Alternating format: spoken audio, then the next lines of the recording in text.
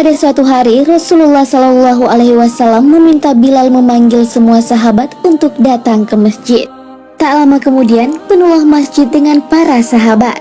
Semuanya merasa rindu setelah lama tak mendapat tausiah dari Rasulullah Shallallahu Alaihi Wasallam. Beliau duduk dengan lemah di atas mimbar. Wajah kekasih Allah terlihat begitu pucat, menahan sakit yang tengah dideritanya.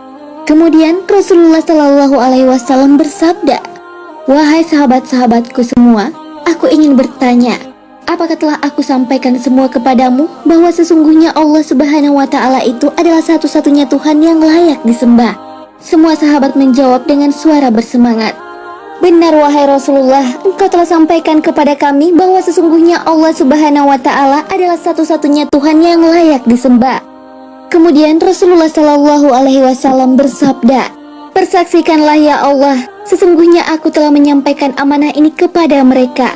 Kemudian Rasulullah Shallallahu Alaihi Wasallam bersabda lagi, dan setiap apa yang Rasulullah Shallallahu Alaihi Wasallam sabdakan selalu dibenarkan oleh para sahabat. Akhirnya sampailah kepada satu pertanyaan yang menjadikan para sahabat sedih dan terharu.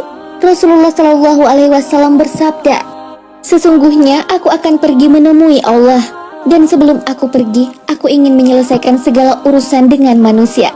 Maka aku ingin bertanya kepada kalian semua, adakah aku berhutang kepada kalian? Aku ingin menyelesaikan hutang tersebut, karena aku tidak mau bertemu dengan Allah dalam keadaan berhutang dengan manusia."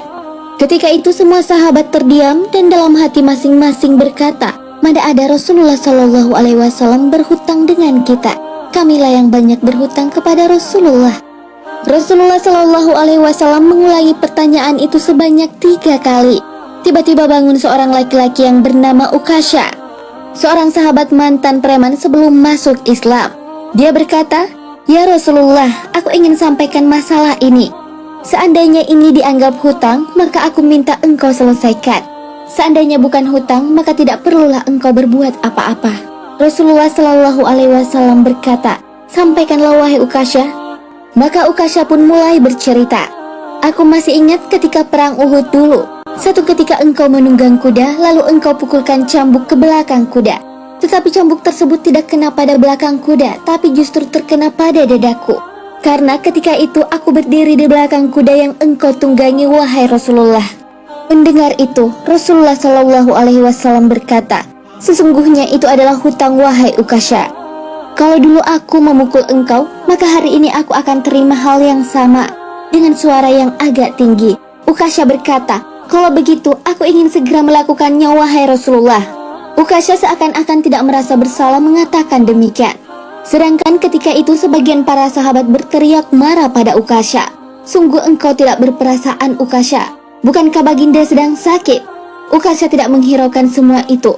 Rasulullah Shallallahu Alaihi Wasallam meminta Bilal mengambil cambuk di rumah anaknya Fatimah. Bilal meminta cambuk itu dari Fatimah. Kemudian Fatimah bertanya, "Untuk apa Rasulullah meminta cambuk ini wahai Bilal?" Bilal menjawab dengan nada sedih, "Cambuk ini akan digunakan Ukasha untuk memukul Rasulullah Shallallahu Alaihi Wasallam." Peranjat dan menangis Fatimah seraya berkata, "Kenapa Ukasha hendak pukul ayahku Rasulullah? Ayahku sedang sakit. Kalau mau memukul, pukullah aku anaknya." Bilal menjawab, "Sesungguhnya ini adalah urusan antara mereka berdua." Bilal membawa cambuk tersebut ke masjid lalu diberikan kepada Ukasha. Setelah mengambil cambuk, Ukasha menuju ke hadapan Rasulullah. Tiba-tiba Abu Bakar berdiri menghalangi Ukasha sambil berkata, "Wahai Ukasha, kalau kamu hendak memukul, pukullah aku. Aku orang yang pertama beriman dengan apa yang Rasulullah Shallallahu Alaihi Wasallam sampaikan. Akulah sahabatnya di kala suka dan duka. Kalau engkau hendak memukul, maka pukullah aku." Lantas Rasulullah Shallallahu Alaihi Wasallam berkata, "Duduklah wahai Abu Bakar, ini urusan antara aku dan Ukasha." Ukasha menuju ke hadapan Rasulullah, kemudian Umar berdiri menghalangi Ukasha sambil berkata, "Ukasha, kalau engkau mau memukul, pukullah aku. Dulu memang aku tidak suka mendengar nama Muhammad. Bahkan aku pernah berniat untuk menyakitinya. Itu dulu. Sekarang tidak boleh ada seorang pun yang boleh menyakiti Rasulullah Muhammad. Kalau engkau berani menyakiti Rasulullah, maka langkahi dulu mayatku." Lalu dijawab oleh Rasulullah Shallallahu Alaihi Wasallam, "Duduklah wahai Umar, ini urusan antara aku dan Ukasha." Ukasha menuju ke hadapan Rasulullah. Tiba-tiba berdiri Ali bin Abu Thalib, sepupu sekaligus menantu Rasulullah Shallallahu Alaihi Wasallam. Dia menghalangi Ukasha sambil berkata, "Ukasha, pukullah aku saja. Darah yang sama mengalir pada tubuhku ini, wahai Ukasha." Lalu dijawab oleh Rasulullah Shallallahu Alaihi Wasallam, "Duduklah wahai Ali, ini urusan antara aku dengan Ukasha." Ukasha pun semakin dekat dengan Rasulullah Shallallahu Alaihi Wasallam. Tiba-tiba tanpa disangka bangkitlah kedua cucu kesayangan Rasulullah Shallallahu Alaihi Wasallam, yaitu Hasan dan Husain. Mereka berdua memegangi tangan Ukasha sambil memohon, "Wahai paman, pukullah kami paman. Kakek kami sedang sakit. Pukullah kami saja wahai paman.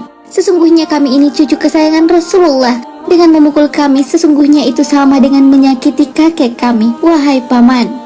Lalu Rasulullah Shallallahu Alaihi Wasallam berkata, "Wahai cucu-cucu kesayanganku, duduklah kalian. Ini urusan kakek dengan paman Ukasha."